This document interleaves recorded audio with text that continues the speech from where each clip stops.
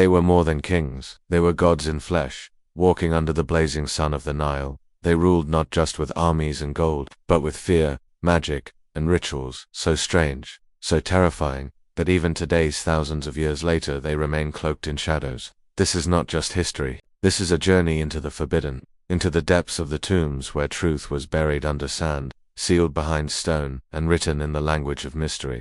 This is the world of the pharaohs, whose most bizarre rituals still defy understanding. Desert whispers, the wind carries forgotten prayers, and in the silence of forgotten chambers, the echoes of their ceremonies still linger. Proud, divine. There was Pharaoh Akhenaten, the heretic king, who defied all tradition and declared there was only one God, the sun itself.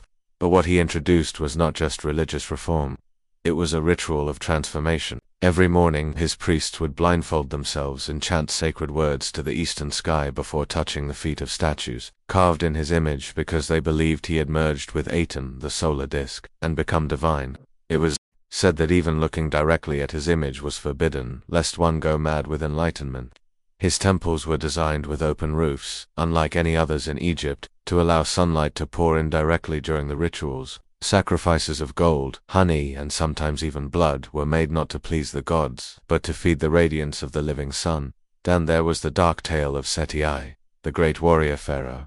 Seti didn't just fight wars, he fought time itself. In hidden chambers beneath Abydos, his priests conducted secret ceremonies to bind Seti's spirit across ages. The ritual was called the Breath of Return. Incantations were spoken into jars sealed with wax and buried with him. They believed each breath would echo through eternity, allowing Seti's soul to return if ever Egypt fell. During full moons, masked priests would reenact his greatest victories in torchlit silence, painting their bodies with crushed onyx and ochre. They whispered to the dead. They carved spells into the bones of cattle. It was a theater of immortality, hidden from the world, but strangest of all was the practice of ritual sound.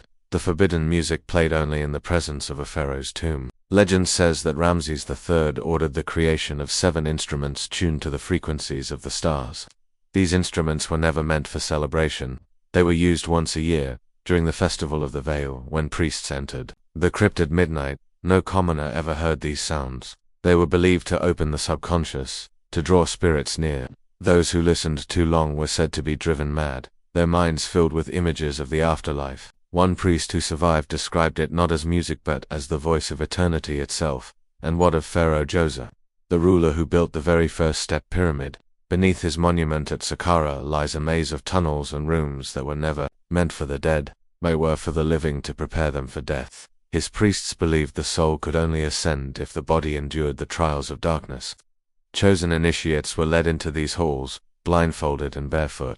For 7 days, they would wander in pitch blackness, facing illusions, voices, and shadowy figures created by hidden mechanisms and priests in disguise. It was said that only those who emerged from the trial were allowed to be buried near the king, and those who failed, their bodies were never found. Pharaohs feared death, but they also embraced it. The rituals were not merely about legacy, they were about transformation, about stepping into the realm of gods.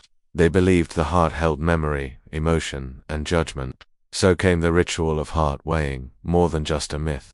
During burials, an actual heart was placed on one scale, and a feather on another. If the scale tipped wrong, a second hidden chamber was opened where the body was taken away not to paradise, but to silence, the room of the unworthy. No name, no afterlife. The queens, too, were part of these mysteries. Queen Hatshepsut, one of Egypt's few female pharaohs, had a secret garden within her mortuary temple. It was filled not with beauty but with poison. Her ritual of purification involved inhaling vapors from rare plants, believed to cleanse the soul and awaken memory of past lives. Once a year, at nightfall, she would walk barefoot through this garden, guided only by the stars and the scent of deadly blossoms. Her followers believed the ritual allowed her to speak with the gods directly, and that the whispers of Anubis guided her fate.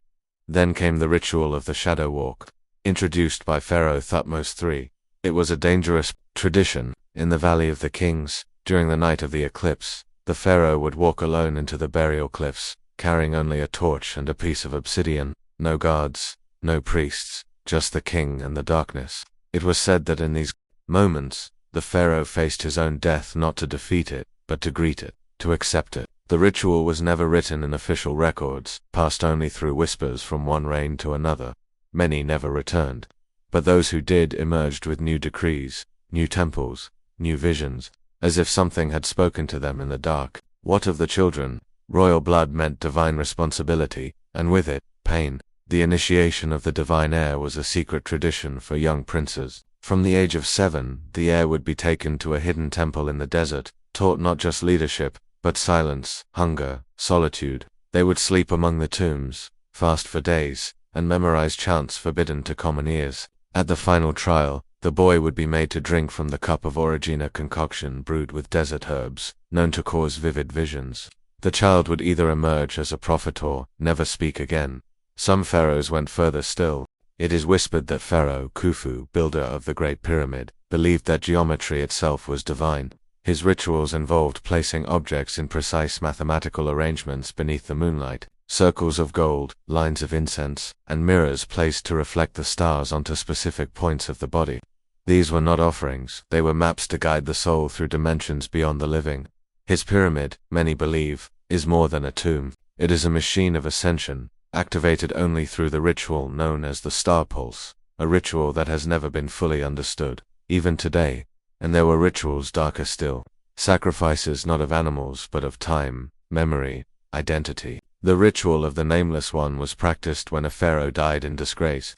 All records of his name were erased, and a priest would perform a solitary ceremony where he would speak the king's name one last time, then seal it in a stone jar, and bury it beneath black earth.